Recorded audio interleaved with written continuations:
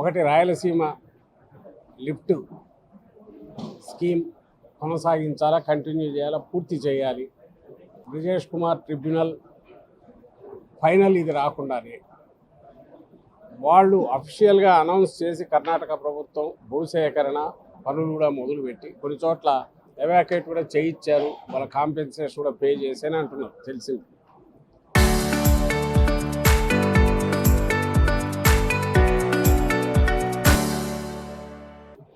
బహిరంగంగా చేస్తున్నారు, క్యాబినెట్ తీర్మానం చేసి. ఇప్పటికీ పర్మిషన్ లేదు, అప్రూవల్ లేదు, అనుమతులు లేవు. దానికి వ్యతిరేకంగా ఆల్రెడీ మహారాష్ట్ర హైకోర్టులో, సుప్రీంకోర్టులో పిటిషన్ వేసింది. తెలంగాణ కూడా సేమ్ పార్టీ రూలింగ్లో ఉన్న తెలంగాణ కూడా వాళ్ళ గవర్నమెంట్ కూడా తీర్మానం చేసింది. కానీ మన రాష్ట్రంలో ఇంతవరకు దానికి సంబంధించి ఉలుపు పలుకు లేదు. అలాగే అప్పర్ భద్ర దానికి సంబంధించి ఎక్కడైతే మన అనంతపురం జిల్లా, పూర్వపు అనంతపురం జిల్లా అయితే సత్యసాయి ఇది ఎఫెక్ట్ అవుతుంది. తీవ్రంగా ప్రభావం చూపే, నెగిటివ్ ప్రభావం చూపే ఆ ప్రాజెక్టు దానికి సంబంధించి మా హయాంలో, జగన్మోహన్ రెడ్డి గారి హయాంలో సుప్రీంకోర్టు ఛాలెంజ్ చేశాను తప్ప దాన్ని పరిశీలి కూడా చేయట్లేదు. ఇంకా పోలవరం, ఏ పోలవరం నుంచి అయితే చంద్రబాబు నాయుడు మీరు ఎవ్వరూ వరీ కావద్దు, నేను తెచ్చి నీళ్ళన్నీ ఇక్కడ ఇస్తానంటున్నాడు 80,000 కోట్లతో అక్కడి నుంచి తెచ్చి, అక్కడ ఎవరికైతే అలొకేట్ చేయాలో అక్కడికే దిక్కు లేని పరిస్థితి వస్తుంది. ఎందుకంటే 45 మీటర్లు ప్లస్ ఎంతైతే ఉందో దాని నుంచి 41 మీటర్లకు తగ్గిస్తూ కేంద్ర కేబినెట్ తీర్మానం చేసింది. ఆయన చదివిన దాంట్లో అది కూడా ఉంది. ఆ కేబినెట్లో ఈయన ప్రతినిధి ఉన్నారు, చంద్రబాబు నాయుడు గారు. సో ఆ పోలవరం కూడా అడ్డంగా అది నరికేస్తున్నారు. ప్రకటన చేసి మా మధ్య, నాకు చంద్రబాబు నాయుడు మధ్య ఒక ఒప్పందం జరిగింది. నేను నా రిక్వెస్ట్ మేరకు ఆయన దాన్ని ఆపేశారని చెప్పారు. పూర్తి చేసిన దాన్ని నువ్వు దాన్ని కూడా బయటకు తెలియకుండా, గుట్టు చప్పుడు కాకుండా పక్క స్టేట్ సీఎంతో ఒక ఒప్పందంలో నువ్వు ఎందుకు, ఏం తాకట్టు పెట్టావు, ఏం చేసావో తెలియదు, దాన్ని ఆపేశారని ఆయన చెప్తే కనీసం ఖండించలేదు, ఎలాంటి స్టేట్మెంట్ చేయలేదు. రాయలసీమ లిఫ్ట్ కోసం మనం ఇక్కడ కొట్లాడితే, లేదా దీన్ని సాధించుకున్నా ఆల్మట్టి అక్కడ పర్మిషన్ లేకుండా అది ఎత్తు పెంచితే ఇది నిష్ప్రయోజనం. మనకే కాదు, తెలంగాణ నోట్లో మట్టే పక్కన వాళ్ళు ఎన్ని చోట్ల బొక్కలు పెట్టుకుని ఏం చేసుకునే నీళ్లు రావు.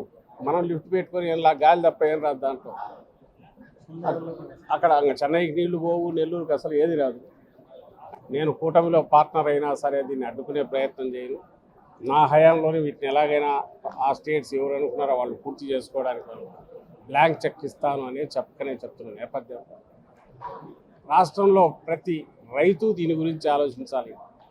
మా హయాంలో, జగన్మోహన్ రెడ్డి గారి హయాంలో మేము పార్ట్నర్ కాకపోయినా అప్పుడు 45 మీటర్లకు మేము తెచ్చుకొస్తాం, ఈయన 41 మీటర్లకు ఈయన కుదించే రకంగా ఈయన దానికి తోడ్పడడం అంటే ఎవరికి ఉపయోగపడుతున్నారు, ఎవరి పక్షాన పనిచేస్తున్నారు, ఈయన ప్రాముఖ్యతలు ఏంటివి, ఈ లక్షల కోట్ల అప్పులు తెచ్చి ఎక్కడ పోస్తారు, ఏం చేయాలనుకుంటున్నారు. ఏమంటే పోలవరం నుంచి 80,000 కోట్లు నేను కాంట్రాక్ట్ తీసుకున్నాను, అయితే 80,000 కోట్లు అంటే 10,000 కోట్లు కమిషన్ ఏదైనా వస్తుందని చూస్తున్నారు. కానీ తెలియట్లాగా ఒక గ్రాండ్ ప్లాన్ ఏదైతే అమలు కాదో, అమలయ్యేటి వాటిని, పూర్తి కావచ్చిన వాటిని అది పూర్తి చేయాలని ఆలోచన లేకుండా వాటిని పక్కకు తోసి, ఏదైతే ఫ్యూచర్లో ఎప్పుడో ఒక డ్రీమ్ లాగా ఉండేదో ఇప్పుడు ఇంపాసిబుల్ టాస్క్, అసలు ఆలోచించడానికి కుదరందో వాటి గురించి పెద్ద మాటలు మాట్లాడతారు. వీలైతే ఆవేదన తీసుకొస్తే అది శాంక్షన్ చేసి కట్టుకోకపో అంటే ముందు 80,000 కోట్లకు ఫస్ట్ ఒక 8,000 కోట్లు 10,000 కోట్ల మొబిలైజేషన్ అడ్వాన్స్ ఇచ్చేసి తీసేసుకుంటాం. ఆ తర్వాత సంగతి తర్వాత చూసుకోవచ్చనే ఆలోచనలో ఉన్నాడో తెలియదు. కానీ దీపం ఉండగానే ఇల్లు చక్కదిద్దుకోబెట్టుకోవాలనే ఆలోచనలో ఉన్నాడేమో తెలియదు. కానీ అసలైన సమస్యను మాత్రం అడ్రస్ చేయాలి.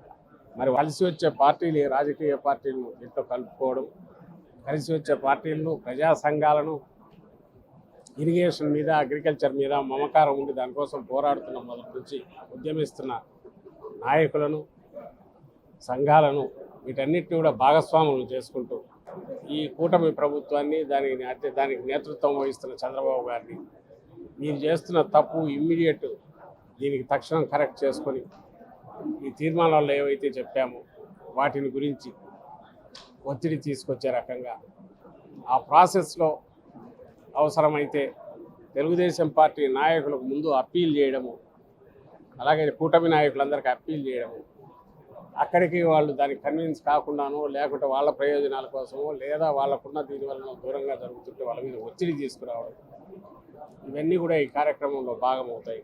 ఇందులో జగన్మోహన్ రెడ్డి గారు కూడా దీని విషయమై వస్తారు. కొంత ఒక మూమెంట్ కొంత ముందుకు సాగాక దించి మేము వచ్చి చేస్తామని అట్లా ఆయనతోనే చేయించే దిశగా అడుగులు వేద్దాం. దీనికి సంబంధించి ఏదైనా జేఏసీ లాంటిదిగా ఫామ్ చేసేదిగా ఆలోచిద్దాం. వీటన్నిటికీ మీడియా నుంచి కూడా సూచనలు అడుగుతున్నాం. మీరు కూడా మీ సహకారం పూర్తి ఇవ్వాల్సిందిగా కోరుతూ, ఈ పూర్తి మాట విని వాళ్ళ మెడలు ఈ ప్రభుత్వం మెడలో వచ్చేంత వరకు ఈ ఉద్యమం ఆగదు, ఈ ప్రజా ఉద్యమం ఆగదని చెప్తూ, చరిత్ర సృష్టించినోడు ఇప్పుడు ఆ చరిత్రని తిరగరాయబోతున్నాడు. అబద్ధాల గోడల్ని బద్దలు కొట్టి నిజాలను రాగా మీ ముందుంచబోతున్నాడు. నిజమైన వార్తల కోసం వెంటనే డౌన్లోడ్ చేసుకోండి రా యాప్ని.